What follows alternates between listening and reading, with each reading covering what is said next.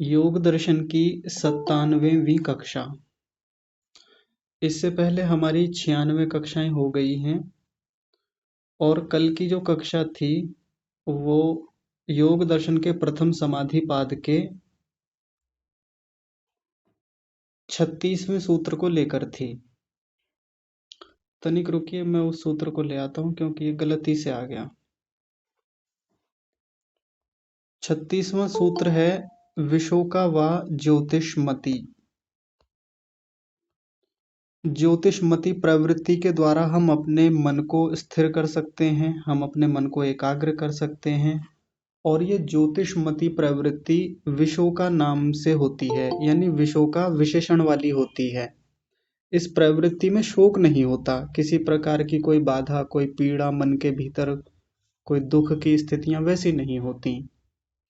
इस ज्योतिषमती प्रवृत्ति के दो भाग कल बताए थे, दो भेद होते हैं। एक तो विशोका विषयवती, यानी जिसमें हम अपने हृदय पुंडरीक में ध्यान लगाते हैं, धारणा करते हैं और वहां बुद्धि की संवेदना होती है, बुद्धि का साक्षात्कार होता है। एक दूसरी देखी थी अस्मिता रूप, यानी अस्मिता मात्र, जिसमें हम अपने स्वयं के बोध होने पर चित्त को समापन्न करते हैं, चित्त को लगाते हैं।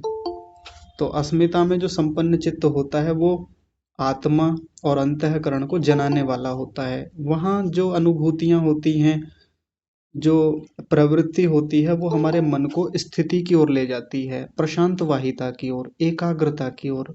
हमारा मन शांत होता चला जाता है और भीतर की जो गहरी चीजें हैं, जो सामान्य रूप से हम नहीं देख पाते, जिनका बोध हम नहीं कर पाते, वो हम उस स्थिति में जाकर देख लेते हैं, उसका गहरा साक्षात्कार कर लेते हैं। ये चर्चाएं कल हमारी रही थीं और कल कक्षा के अंत में कहा था कि यदि आप लोगों में से किसी का कोई प्रश्न हो इस पिछले पाठ को लेकर के तो आप पूछ सकते हैं। जी, सबसे पहले चौधरी साहब आप ही बताइए। आचार्य जी नमस्ते। नमस्ते जी। आचार्य जी, थोड़ा सा पहले ही क्षमा याचना के साथ जी। पिछले ये जो दो सूत्र हैं, हाँ जी। इन दो सूत्रों से आपने वैसे काफी अच्छे विस्तार से, पिछले सूत्र में तो 5 कक्षाएं हुई, इसमें तो एक ही हुई अभी। हाँ जी। काफी विस्तार से आपने बताया, परंतु फिर भी आपने दो शब्द एक बार बताए थे कि एक शंका होती है, एक श्रद्धा होती है। हाँ जी।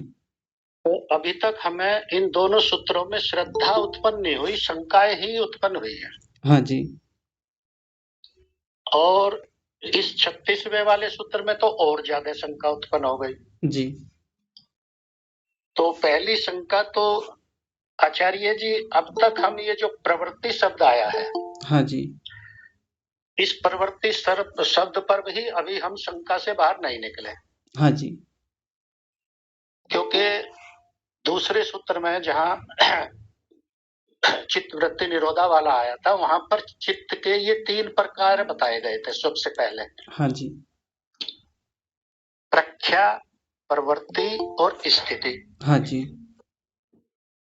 तो उसमें भी ये प्रवृत्ति शब्द आया था।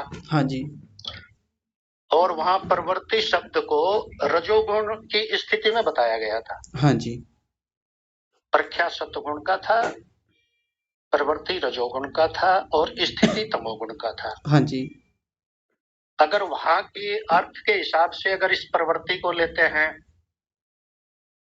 तो फिर थोड़ा सा कंफ्यूजन हो जाता है। हाँ जी। कि वहां रजोगुण वाली जो चित्त का प्रकार है वो प्रवृत्ति है, तो फिर यहाँ वाली जो प्रवृत्ति अब तक आपने बताई है जी। उसको जो है थोड़ा सा समझने में दिक्कत हो रही है। हाँ जी।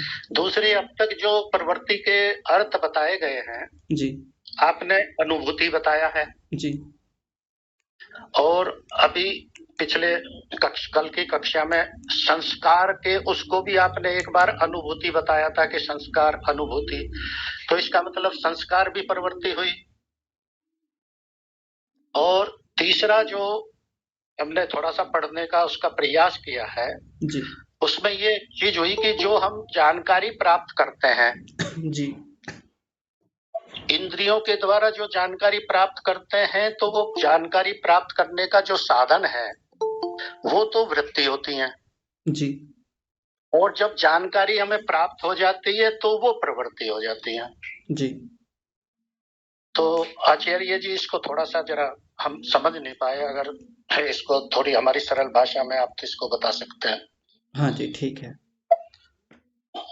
तो सबसे पहले उसको देखते हैं जो योग दर्शन में, बाकी सब म्यूट रखिए, किसी का अनम्यूट हुआ है। तो जो योग दर्शन में आरंभ में ही, बहुत खराब स्थिति है ये। हाँ जी। तो जो योग दर्शन में शुरू में ही हम चित्त के अलग अलग, जो जिनसे चित्त बना होता है उनको देख रहे थे। आप म्यूट क्यों नहीं करते? मैं कितनी बार कह चुका। सुशीला माता जी, आप म्यूट रखिए, अभी जब बात चल रही है उस समय आप सुन लीजिए केवल। देखिए, चित्त किन तीन चीजों से मिलके बना होता है? एक तो सत्वगुण से, दूसरा रजोगुण से और तीसरा तमोगुण से। सत्वगुण का लक्षण होता है कि वो प्रख्या रूप होता है, उसके लिए प्रख्या शब्द आया था। सुशीला माता जी, सुशीला माता जी, आपको मेरी आवाज आ रही है? सुशील सुशीला माता जी, सुशीला माता जी, आवाज आ रही है कि आपको रिमूव करें, बताइए। सुशीला माता जी।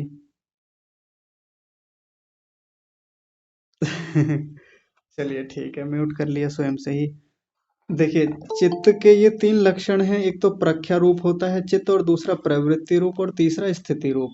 तो श्रीमान जी की शंका है कि एक प्रवृत्ति शब्द तो यहाँ आया है और एक प्रवृत्ति की चर्चा आजकल इनमें चल रही है, जो चित्त के परिकर्म बताए जा रहे हैं कि जब जब हम ऐसे धारणा करेंगे, ध्यान लगाएंगे, मन को रोकेंगे, तो भीतर एक प्रवृत्ति उत्पन्न होती है।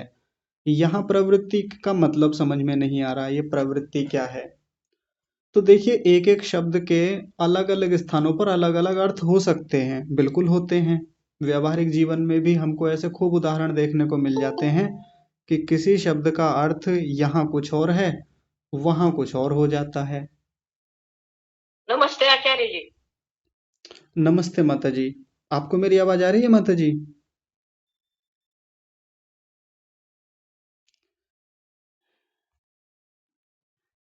चलिए, तो देखिए, प्रवाह तोड़ देते हैं सच में ही। कई बार समझ में नहीं आता, जो चीज हम बोलना चाहते हैं, जो विचार करते हैं, वो भी इधर उधर हो जाता है फिर। देखिए, प्रवृत्ति, मैं कह रहा था कि कोई शब्द जिसका कहीं अर्थ चल रहा है, एक स्थान पर अलग है, किसी अन्य स्थान पर उसका अर्थ दूसरा हो सकता है, ऐसा खूब देखने में आता है। ऐसे रिमूव करना ज्यादा बढ़िया है। रिमूव कर दिया मैंने। तो देखिए,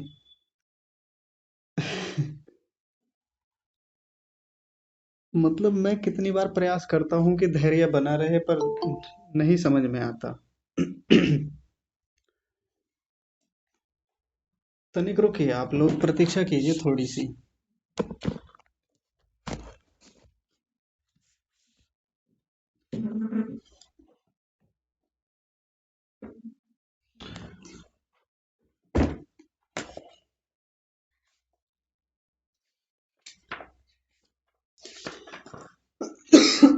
हाँ जी, एक शब्द है प्रत्यय।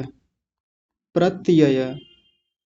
तो श्रीमान जी, आपने ये सुना होगा कि ये प्रत्यय शब्द जो है, एक स्थान पर तो हमने इसका अर्थ क्या लिया था? ज्ञान। और एक स्थान पर इसका अर्थ लिया था कारण। कहीं कारण के रूप में प्रयुक्त प्रयुक्त होता है और कहीं ज्ञान के रूप में प्रयुक्त होता है, ऐसा देखा था हमने। तो ये जो प्रवृत्ति है, इस प्रवृत्ति का भी अलग अलग स्थानों पे अलग अलग अर्थ हो सकता है, और एक जैसा भी ले लेंगे तो कोई बुरी बात भी नहीं है। तो देखिए, सबसे पहले जब यहाँ चित्त के सेंस में आया था कि चित्त में तीन प्रकार के गुण होते हैं, सत्वगुण, रजोगुण और तमोगुण। तो रजोगुण का लक्षण होता है प्रवृत्ति, और प्रवृत्ति का मतलब होता है क्रियाशीलता। क्रियाशीलता या चंचलता के रूप में। क्रियाशीलता या चंचलता, ये हो गई प्रवृत्ति। जिस प्रवृत्ति के कारण से या जिस क्रियाशीलता के कारण से हमारा मन इधर उधर आता रहता है, जाता रहता है, एक विषय से दूसरे विषय पर लगता है, ये होती है क्रियाशीलता। इसी को ही प्रवृत्ति के रूप में कहा था। एक बात हो गई। अब जिस प्रवृत्ति की यहाँ बात हो रही है, तो जैसा स्वामी जी ने भी लिखा है, स्वामी सत्यापति जी ने योग दर्शन में प्रवृत्ति के अर्थ को, ये वाली जो प्रवृत्ति है जिसकी चर्चा यहाँ चित्त के परिक्रमों में चल रही है, अनुभूति लिखा है इसके बारे में, अनुभूति।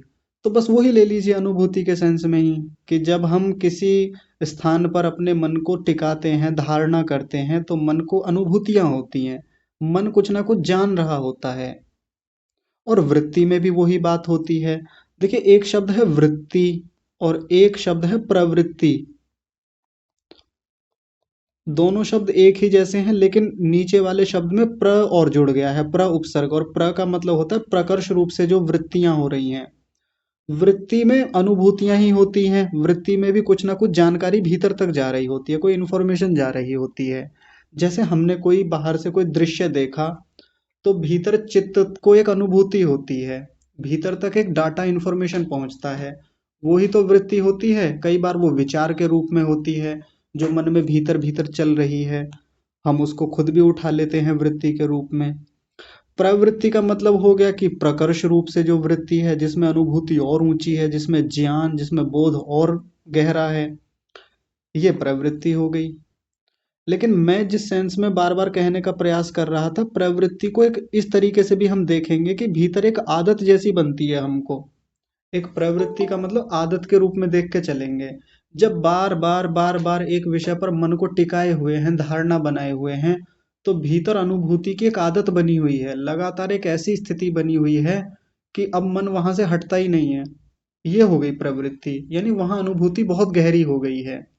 जैसे किसी व्यक्ति को हम बाहर से कह देते हैं, भाई इसकी जो आदत है ना बड़ी खेल में है, खेल में लगा रहता है, इसकी प्रवृत्ति ही खेल में है। किसी व्यक्ति को मान लीजिए क्रिकेट खेलने की आदत है, जब देखो बल्ला उठा के घूमता रहता है, और जब देखो खेलता ही रहता है, गेंद उठाएगा, बल्ला उठाएगा, कोई साथी मिले ना मिले खुद भी खेलता रहता है अपने आप से भी। तो हम क्या कहते हैं, इसकी आदत ही लग गई क्रिकेट खेलने की, इसकी आदत ही लग गई, यानी इसकी प्रवृत्ति ही हो गई क्रिकेट खेलने की। तो प्रवृत्ति में क्या है कि वहीं लगा रहता है, वहीं लगा रहता है व्यक्ति। यहाँ मन की बात हो गई, मन लगा रहता है, उसी चीज में लगा रहता है, निरंतर वहां से कुछ ना कुछ ले रहा होता है, कुछ बोध कर रहा होता है, ये हो गई प्रवृत्ति।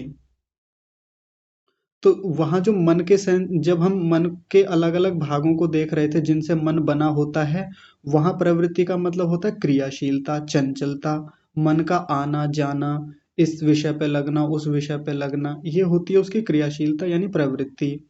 और यहाँ जिस प्रवृत्ति की बात कर रहे हैं, ये अनुभूति या आदत के सेंस में है, जहां लगातार चित्त कुछ ना कुछ प्राप्त कर रहा होता है। अभी बात समझ में आ रही है जी? जी जी आचार्य जी। हाँ जी। अच्छा आचार्य जी, दूसरा धारणा के ऊपर थोड़ा संशय है, हाँ जी। क्योंकि जो अष्टांग योग में धारणा बताई गई है, हाँ जी। उसमें वही हृदय प्रदेश में जी। मन को एकाग्र करते हैं, जी। ईश्वर का स्मरण करते हैं, हाँ जी। उनके ओम नाम का अर्थ के साथ जप करते हैं, हाँ जी। और बार बार मन को वहीं हम एक वो लगाते हैं, यानी कि एकाग्र करते हैं। हाँ जी। तो वहां तो हमारे पास एक टारगेट है, टारगेट का मतलब उद्देश्य है हाँ जी। कि ईश्वर के नाम ओम नाम के अर्थ के साथ हम जप कर रहे हैं, और उसी में हम अपने मन को एकाग्र करने का प्रयास कर रहे हैं। हाँ जी। पर यहाँ पर जो धारणा बताई गई है, इसमें ऐसा किसी हमारे इसमें कोई टारगेट नहीं है, बस केवल हृदय प्रदेश में हम अपने उस मन को वो कर रहे हैं, यानी कि उसमें ईश्वर का स्मरण नहीं कर रहे, ना किसी और चीज का स्मरण कर रहे हैं, हाँ जी। और फिर भी हमें बुद्धि का साक्षात्कार हो रहा है। जी। तो बुद्धि का साक्षात्कार तो आत्मा को जो है जो हमारे चतुष्टय अंतकरण है, जी तो ये तो आत्मा के नियंत्रण में ही सारे काम करते हैं। तो यहाँ थोड़ी सी संशय उत्पन्न हुई, कृपया करके इसको जरा थोड़ा स्पष्ट करें। हाँ जी बिल्कुल। देखिए धारणा, पहले तो आप मुझे एक बात बताइए, जो धारणा की बात आप बता रहे थे कि हृदय प्रदेश में लगाते हैं, ईश्वर का नाम का ध्यान करते हैं, ये कहाँ से पता चला आपको? ये अष्टांग योग में जो धारणा भी उस पहले यम नियम हाँ आसन प्रत्याहार वो उसके बाद में जो धारणा आती है उसके उसमें जो पुस्तक में लिखा हुआ है उसमें मैंने पढ़ा है। हाँ जी ठीक है, मैं बताता हूँ। जब हम तृतीय पाद शुरू करेंगे ना, तो तृतीय पाद में पहला ही सूत्र धारणा को लेकर है, और सूत्र जी है देश बंध चित्तस्य धारणा। जी यानी जी जी जी शरीर, देश का मतलब हो गया शरीर का कोई एक स्थान, स्थान विशेष, कोई जी अंग, उसमें बंध जी करना, बांधना किसको? चित्तस्य, चित्त को। और वो क्या कहलाता है? धारणा, जी धारणा कहलाती है। तो आप म्यूट करिए थोड़ा, मैं बता जी देता हूँ जल्दी से। अब उसके व्यास भाष्य में एक बात है, वो यहीं से जुड़ जाएगी बिल्कुल, जो चर्चाएं हमारी अभी चल रही हैं वहाँ छोटा सा व्यास भाष्य है। वो कह रहे हैं नाभि चक्रे हृदय पुंडरी के मूर्धनि ज्योतिषी नासिकाग्रे जिह्वाग्र इति एवं आदिषु देशेषु बाह्ये वा विषये चित्तस्य वृत्तिमात्रेण बंध इति धारणा। एक तो नाभि चक्र बताया, नाभि के किसी, नाभि का जो मध्य भाग होता है जहाँ हमारी नाभि होती है वहाँ, या हृदय पुंडरीक में हृदय कमल जो है वहाँ पर ध्यान को लगा सकते हैं, मन को लगा सकते हैं, मन को टिका सकते हैं। मूर्धनि, मूर्धा स्थान में, नासिका के अग्रभाग में, जिह्वा के अग्रभाग में, और कह दिया कि इत्यादि, इत्यादि देशेषु, किसी भी देश में लगा सकते हैं। बाह्य विषय में भी लगा सकते हैं, ऐसा भी कहा। बाह्य व विषये चित्तस्य वृत्ति मात्रेण, तो इस प्रकार से वहां बांधना, मन को रोकना, ये धारणा कहलाता है। तो जरूरी नहीं है कि वहां परमात्मा का ध्यान किया जाए। परमात्मा का तो ध्यान कई बार इस प्रकार से करवाते हैं जिससे कि व्यक्ति वहां टिके, ताकि परमात्मा की तो आगे अनुभूति करनी भी है, परमात्मा को आगे साक्षात्कार करना भी है, इसलिए परमात्मा का ध्यान करा देते हैं। लेकिन जहां धारणा की चर्चा है वहां परमात्मा का जिक्र ही नहीं है, परमात्मा की कोई बात ही नहीं है। तो बस वहां मन को टिकाना है, और वहां मन को टिकाने से जो अनुभूतियां हो रही हैं उस स्थान पर, जो भी हमको पता चल रहा है, जो भी बोध हो रहा है वहां से संबंधित, जैसे कल ही देखा था कि हृदय पुंडरीक में यदि हम अपने मन को टिकाएंगे तो वहां हमको कुछ कुछ प्रकाश जैसा दिखाई देगा, बस उसी का, उसी की अनुभूति करनी है हमको। तो ऐसी जो अनुभूति होगी, भीतर से प्रवृत्ति उत्पन्न होगी, अनुभूतियां होंगी, ज्ञान होगा, बोध होगा, किसी भी चीज का हो चाहे वो हमारे मन को टिकाने में सहायक होगी। उद्देश्य है मन को रोकना, अभी मन को बांधना। अभी परमात्मा की बात तो बहुत बाद की है, परमात्मा का साक्षात्कार कब होगा, कैसे होगा, वो तो आगे ध्यान किया जाएगा। तो इतनी बात समझ में आ रही है धारणा से संबंधित? जी जी आचार्य जी। हाँ जी। अच्छा, तीसरा आचार्य जी, ये अस्मिता वाले पे थोड़ा सा संशय उत्पन्न हो गया है। हाँ जी। क्योंकि अस्मिता को तो हम क्लेश में लेते हैं, जी और इसमें ये बताया गया कि ये पांचों के पांचों क्लेश को हमें दूर करना है, तभी हम आगे अपने उसको जो है हाँ मन को, जो उसकी स्थिति है जी इसके अच्छी वाली स्थिति में पहुंच सकते हैं। जी। और दूसरा यहाँ पर बताया कि अस्मिता का मतलब ही यही होता है कि आत्मा ये मानती है कि मैं ही हूँ सब कुछ, हाँ जी। मेरे अलावा और कुछ नहीं है। जी तो वहां पर तो इसको क्लेश की संज्ञा दी गई है, हाँ जी। और यहाँ पर इसको हमने एक तरह से जो है अपने मन को, चित्त को एकाग्र करने की स्थिति में लाने का माध्यम बताया है इसको। हाँ जी बिल्कुल। तो फिर तो वो जो हम जहाँ इसको क्लेश मानते हैं, तो वो क्लेश कैसे वो ठीक है। माना जाएगा इसमें जो मैं यहाँ समझ थोड़ी गया संशय उत्पन्न है। जी, मैं समझ गया आपकी बात। देखिए, देखिए मुझे सबसे अधिक खुशी इस बात की है कि श्रीमान जी इतनी गंभीरता से विषय को पढ़ते हैं, समझते हैं, कि एक एक छोटी से छोटी बात को भी वो संशय के रूप में उठा के लाते हैं, और ये बुरा नहीं होता, बहुत अच्छी बात है। ये व्यक्ति के चिंतन करने का परिणाम है कि चिंतन गहराई से किया है उन्होंने। अस्मिता शब्द दो जगह आता है, एक तो क्लेशों में आता है, 5 प्रकार के जो क्लेश हैं, उनमें एक क्लेश अस्मिता भी होता है। 5 क्लेश कौन कौन से होते हैं? अविद्या, अस्मिता, राग, द्वेष और अभिनिवेश। वहां अस्मिता नाम का एक क्लेश गिनवाया है, लेकिन आप लोगों को शायद याद ना हो, अस्मिता शब्द पीछे भी आया था। संप्रज्ञात समाधि के जो 4 भेद होते हैं, उनमें चौथी समाधि जो होती है, कौन सी आनंद होती है? आनंद वाले आनंद अनुगम वाले। नहीं, आनंद से अगली होती है, आनंदानुगत से अगली, अस्मितानुगत। जी जी। हाँ, तो वहां ये बात मैंने खोली थी, अस्मितानुगत संप्रज्ञात समाधि। तो आज समझ में आ जाएगा। और फिर वही बात जो अभी पहला जो आपने प्रश्न किया था ना, जैसा उत्तर वहां दिया था वैसा ही उत्तर यहाँ भी होगा। किसी किसी शब्द के अलग अलग स्थानों पर अलग अलग अर्थ होते ही हैं, यहाँ भी होगा। जब क्लेशों का प्रकरण चल रहा होगा, क्लेश की बात चल रही होगी, तो अस्मिता को अविद्या के रूप में लेंगे, यानी क्लेश के रूप में लेंगे। ठीक है, अस्मिता अपने आप में एक क्लेश होता है। तब जब जब क्लेशों का क्या का वर्णन होगा, क्लेशों की बातचीत होगी, तब ये अस्मिता अपने आप में क्लेश है। और अस्मिता क्लेश होता क्या है, पहले समझ लीजिए। जो लोग अभी तक अस्मिता को नहीं समझते हैं, मैं बता दूं ये क्लेश कैसे होता है। हालांकि इसकी चर्चा दूसरे पाद के शुरू में ही करेंगे। अस्मिता का मतलब होता है कि जब जीवात्मा आत्मा और चित्त के भेद को ही नहीं कर पाता, यानी आत्मा हो और चित्त हो, दोनों को एक ही मान के व्यवहार करता है, और हम सब करते हैं इस व्यवहार को। हम प्रतिदिन जो भी सोचते हैं, विचारते हैं, देखते हैं, सुनते हैं, वहाँ चित्त, मन, बुद्धि, शरीर, आत्मा सब जुड़े घुले मिले रहते हैं। हम भेद करके नहीं देखते कि ये जो वृत्ति है ये आत्मा की वृत्ति है, ये वृत्ति जो है ये चित्त की वृत्ति है, ये आत्मा की वृत्ति नहीं, ये चित्त की है। ऐसा हम भेद देख ही नहीं पाते कभी भी। घुला मिला रहता है कि ये मैं हूँ, ये मैं खा रहा हूँ, जबकि मैं नहीं खा रहा हूँ, शरीर खा रहा है। मैं यानी आत्मा, मैं तो केवल उसकी अनुभूति कर रहा हूँ। मुझे दुख हो रहा है, मेरा शरीर बड़ा हो रहा है, मेरा शरीर घट गया है, मेरा शरीर पतला हो गया है। या कई बार व्यक्ति कहता है ना, मैं पतला हो गया हूँ। मैं का मतलब ना तो आत्मा का भेद है, ना शरीर और चित्त का कोई भेद कर पा रहा है। मुझे पीड़ा हो रही है, मेरे भीतर अविद्या आ गई है। मेरे भीतर अविद्या आ गई है का मतलब व्यक्ति सोचता है कि मैं, मेरे यानी आत्मा के भीतर ही आ गई।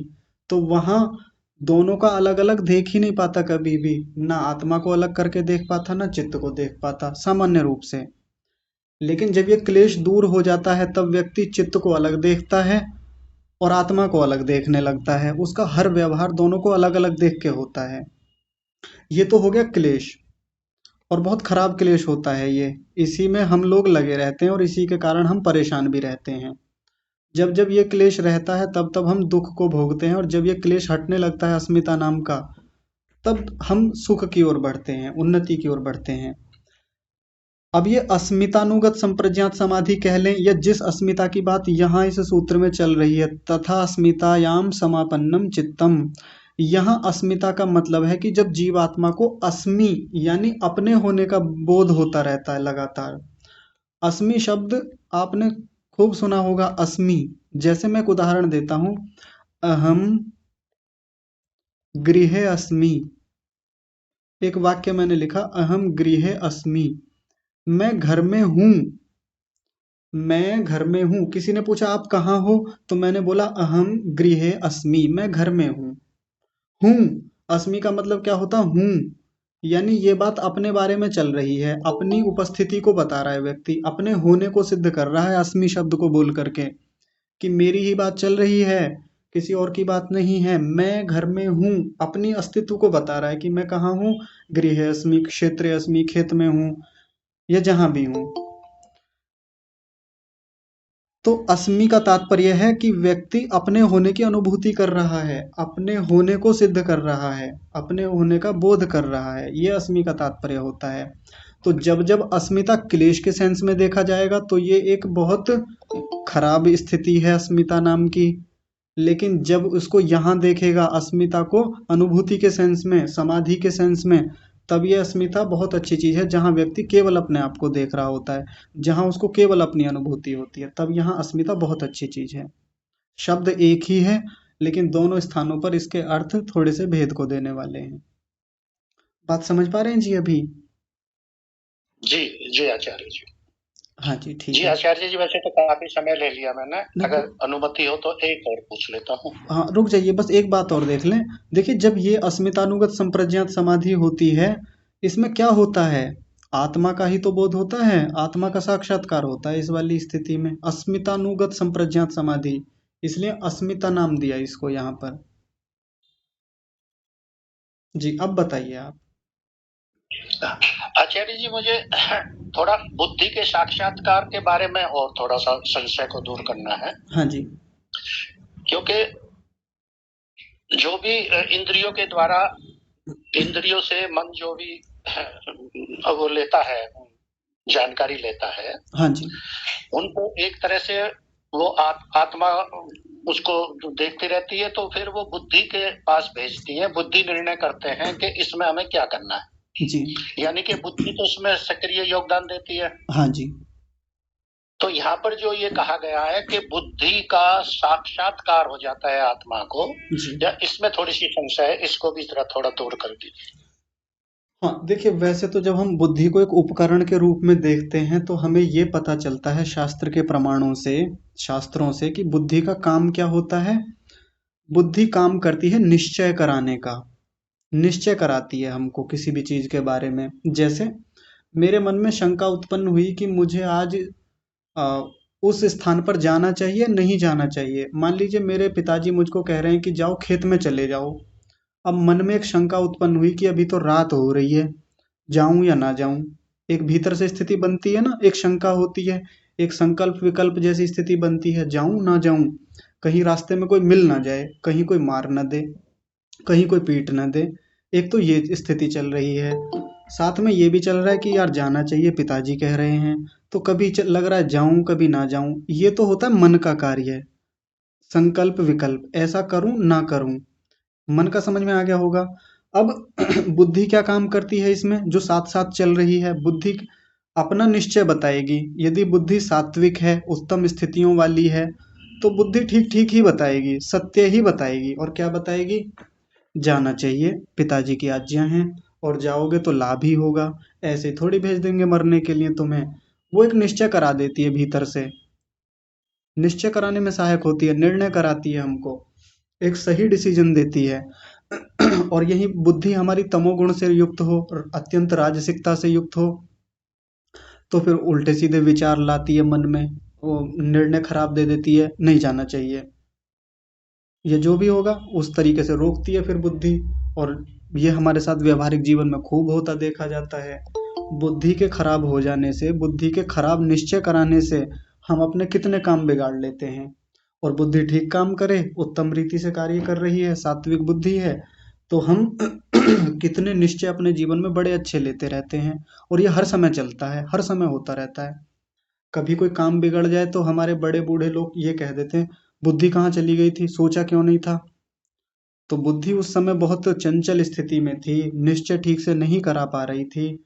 या जो मन में पहली स्मृतियां हैं, मन में पहला ज्ञान है, उसको बुद्धि उठा ही नहीं पाई, उसके साथ सही समन्वय बिठा नहीं पाई, इसलिए नुकसान हो जाता है हमारा। जैसे कोई व्यक्ति सड़क पे जा रहा था और एक सामान्य सा नियम पढ़ रखा है, जान रखा है कि सड़क पर बाएं हाथ की ओर चलना चाहिए। ये पता है, हम सबको जान रखा है, चित्त में भी बोध है इस बात का। लेकिन यदि बुद्धि सही निश्चय करा नहीं पा रही है, बुद्धि के भीतर निर्णय करने की क्षमता कमजोर पड़ गई, चित्त के साथ उसका समन्वय बैठा नहीं कि दाएं ओर चलना चाहिए, बाएं ओर चलना चाहिए सड़क पे, ये स्मृति भ्रमित हो गई भीतर से, अब निश्चय नहीं करा पाई। बुद्धि ही तो बताएगी कि किधर चलना है, सड़क पर बाईं ओर चलना है या दाईं ओर चलना है, ये निश्चय बुद्धि कराती है।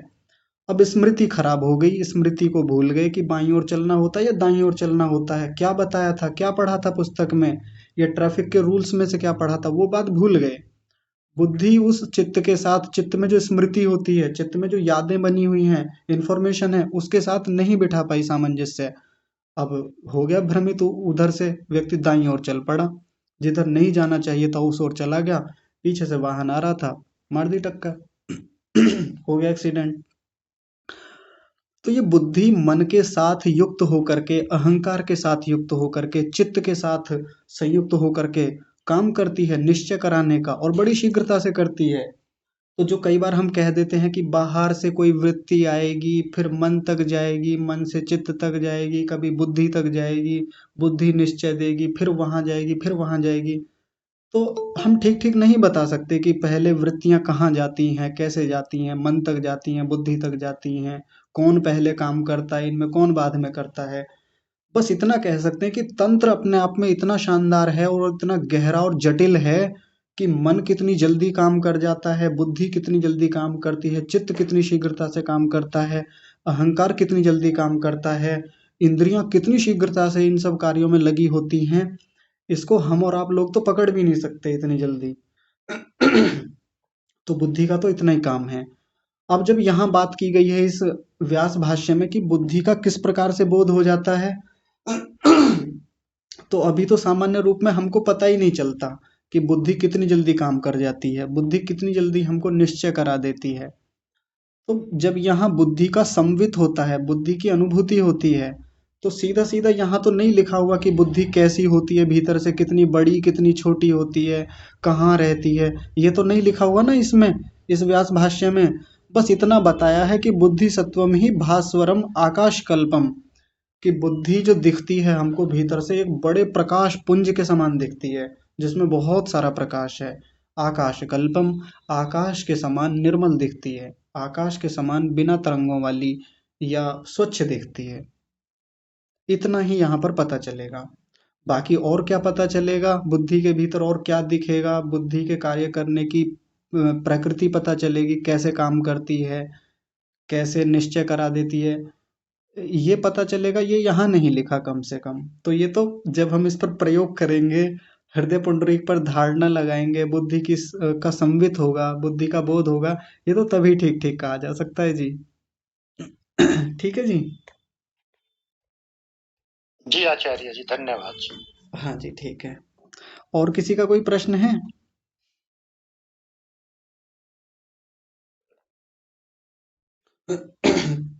चलिए, किसी का कोई प्रश्न नहीं है तो आइए आगे बढ़ते हैं। और अब जिस सूत्र पर हम चर्चा करने जा रहे हैं वो सूत्र बड़ा रोचक और बड़ा कमाल का है, बड़ा अद्भुत है। देखिए,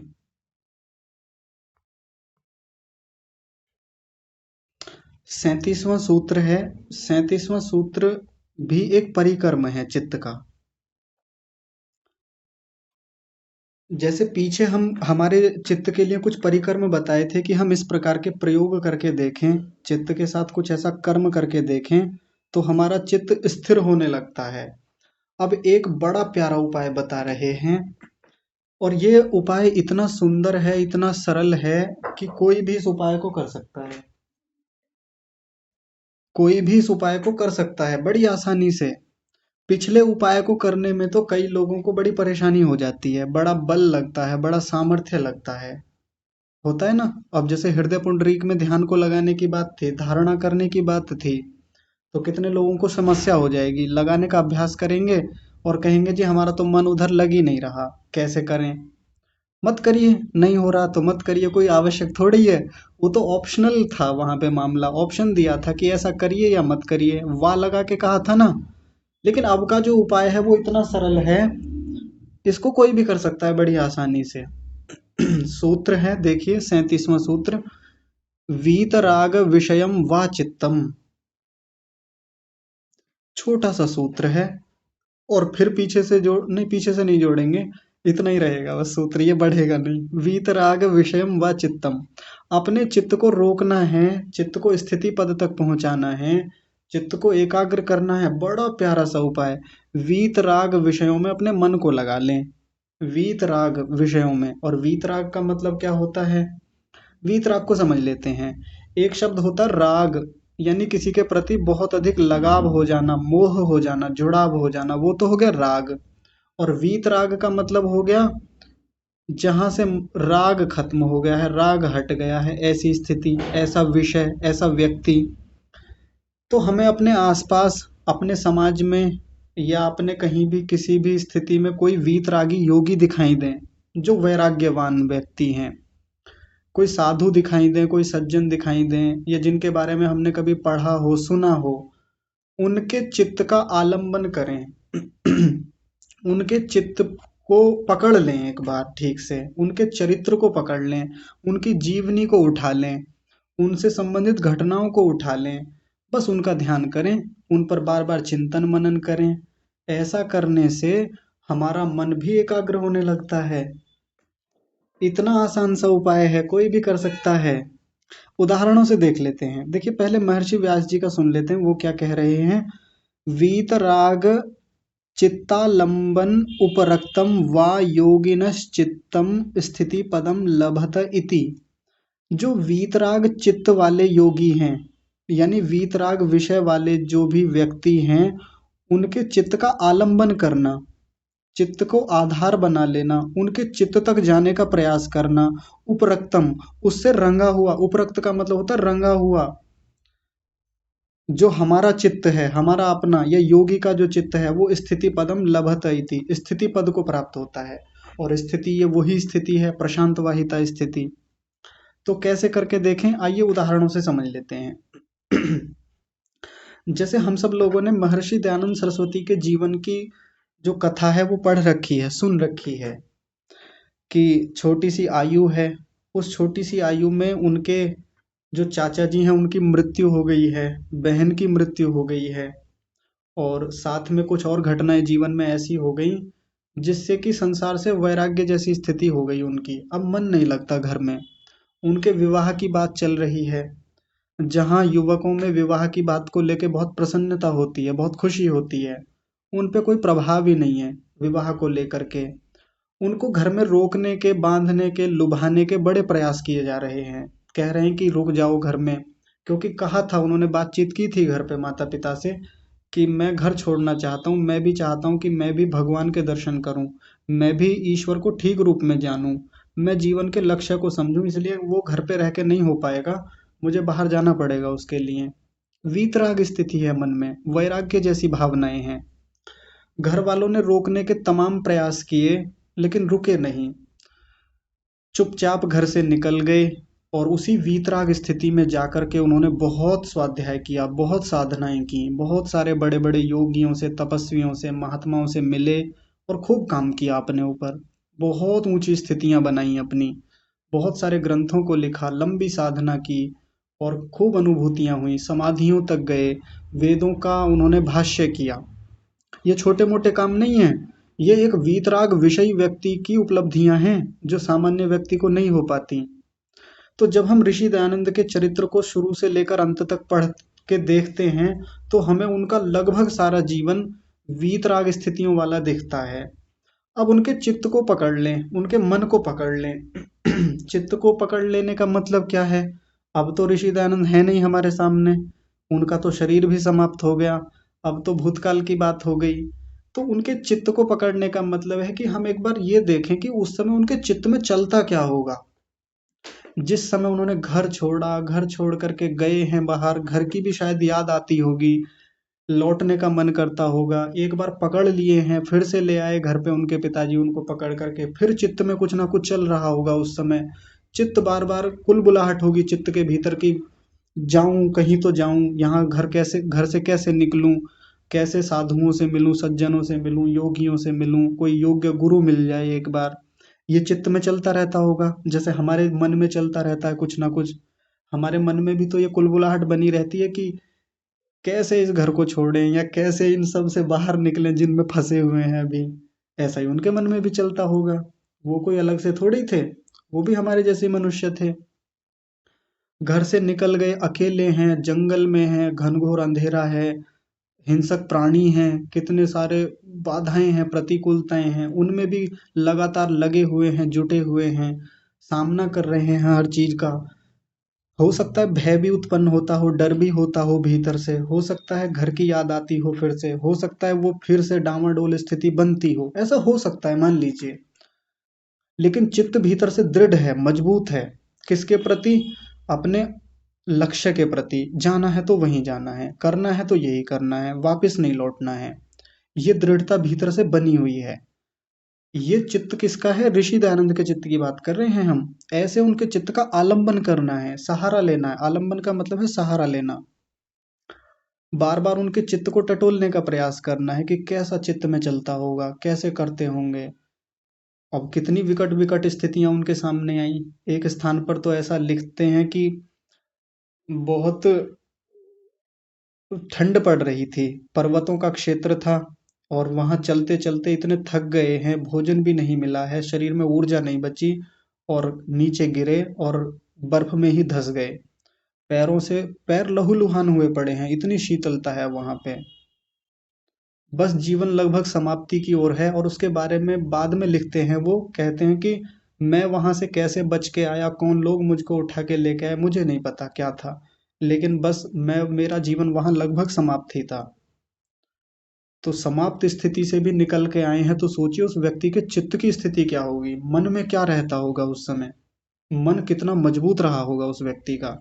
हमारा तो मन छोटी छोटी सी बातों में हिल जाता है। मेरे मम्मी, मेरे पापा, मेरा बेटा, मेरा मेरा घर तोड़ दिया, मेरा ये कर दिया, मेरा फोन ले लिया आप लोगों ने, मेरा ये कर दिया, मुझे मेरा फोन चाहिए, मुझे मेरा वीडियो गेम चाहिए, ना जी मुझे तो मेरी मेरी कलम चाहिए, मुझे मेरी किताब दीजिए कहाँ रखी थी। हमारा मन तो इन्हीं के राग में ही अभी अटका हुआ है। तो एक बार ऋषि दयानंद के चित्त को पकड़ के देखें, एक झटके में पूरे घर को अलग रख दिया, नहीं चाहिए। कितने लोगों ने प्रलोभन रखे उनके सामने, उनको लोभ दिए, लालच दिए कि महंत बना देते हैं, ईश्वर घोषित कर देते हैं आपको, यहाँ का साम्राज्य ले लीजिए। सबको एक झटके में ठुकरा के आ गए। सोचिए उस व्यक्ति के चित्त की क्या स्थिति रही होगी, चित्त में कितना ऊंचा वैराग्य होगा, ज्ञान की कितनी ऊंची स्थिति होगी पूर्व जन्मों की। आप एक बार ऋषि दयानंद के चित्त तक तो पहुंच कर देखिए। बाहर से ऋषि दयानंद का चित्र हम लोगों ने देखा है, इतने बड़े हैं, इतना विशालकाय शरीर है, इतना सुंदर शरीर है, कितने उत्तम दिखते हैं, तेजस्वी व्यक्ति दिखते हैं, साधु दिखते हैं, सज्जन दिखते हैं, इतने महान तपस्वी दिखते हैं। बाहर से चित्र देख के बहुत कुछ समझ में आता है, अच्छा लगता है। वहां से भी हमारा मन उनके प्रति श्रद्धा से भर जाता है, हमारे मन में एक बड़ी अच्छी स्थिति बनती है, एकाग्रता आती है ऐसे व्यक्ति को देख करके, ऐसे व्यक्ति के चित्र को देख करके, मूर्ति को देख करके। ये कोई बुरी बात नहीं है चित्र को देख करके मन की स्थिति को रोकना, बढ़िया है, करना चाहिए। लेकिन चित्र की बजाय उस व्यक्ति के चित्त तक जाएं, हम चित्त का आलंबन करें। इसमें तो कोई पैसे नहीं लगने, इसमें तो कोई अलग से साधना तपस्या, कोई बहुत बड़ा तप करना हो, कुछ भी नहीं लगना। उस व्यक्ति को पढ़ के देखें, उस व्यक्ति के बारे में कहानियां सुने, उस व्यक्ति के बारे में जो घटनाएं हैं उनको सुनने का प्रयास करें। अब समझ में आ रहा है ना कैसे देख रहे हैं हम उस उनके चित्त को, उनके मन को, कि कैसा रहा होगा उनका मन। इतने लोगों ने उनके मन को तोड़ने के प्रयास किए।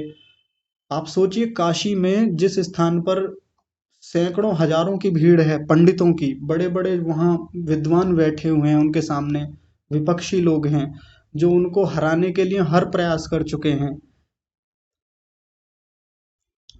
लेकिन एक तरफ अकेले ऋषि दयानंद हैं, अकेले, केवल वेद को आधार बना करके और परमात्मा को अपना सहायक मान करके। चित्त की स्थिति कितनी ऊंची होगी उस व्यक्ति की, चित्त कितना दृढ़ रहा होगा, कितना मजबूत होगा उसका चित्त। इतने सारे लोग भी उसको उसकी स्थिति से हिला नहीं पाए भीतर से। ऐसे व्यक्ति के चित्त का आलंबन करने वाले व्यक्ति के चित्त की क्या स्थिति होगी। महर्षि व्यास जी कह रहे हैं स्थिति पदम पदम लभते। यदि हम उनके चित्त को आलंबन बनाएंगे तो हमारा चित्त स्थिति पद को प्राप्त होगा। अभी तो एक उदाहरण आपको दिया है, कल की कक्षा में मैं आपके सामने और भी उदाहरण रखूंगा, आज के लोगों के भी उदाहरण रखेंगे। आज भी ऐसे खूब सारे लोग हैं जो ऊंची स्थितियों वाले हैं, वीतराग हैं, ऊंचे वैराग्यवान लोग हैं। और पुराने उदाहरण भी हम उठाएंगे, वहां से भी देखेंगे कि कैसे कैसे वैराग्यवान लोगों ने अपने जीवन को बदला है। उनके चित्त को पकड़ेंगे, चित्त को टटोलेंगे, हम उनके चित्त में जाकर के प्रवेश करके देखेंगे कि उनके चित्त में उस समय क्या चलता होगा, और फिर हम अपने चित्त को भी वैसा ही चित्त बनाने का प्रयास करेंगे। चित्त से चित्त तक की जो स्थितियां हैं ना, जैसे कह देते हैं दिल से दिल मिल गए इनके, आज की भाषा में तो ऐसे कहा जाता है ना। तो आजकल तो उसको एक गलत सेंस में ले लिया जाता है, खराब रूप में। लेकिन आप योगियों की भाषा में देखिए, चित्त से चित्त को स्थित किया जा रहा है, एक चित्त को आधार बना करके दूसरे चित्त को स्थिर किया जा रहा है, उसको एकाग्र किया जा रहा है, स्थिति पद तक लाया जा रहा है। कल को और करके देखेंगे हम। बहुत प्यारे प्यारे उदाहरण हैं, उन पर लंबी बातचीत करेंगे, लेकिन आज समय बहुत अधिक हो गया है। आप सब लोग अब तक जुड़े हुए हैं, सभी का बहुत सारा धन्यवाद। परमात्मा का विशेष धन्यवाद। आज की कक्षा को यहीं विराम। आप सभी को सादर प्रणाम।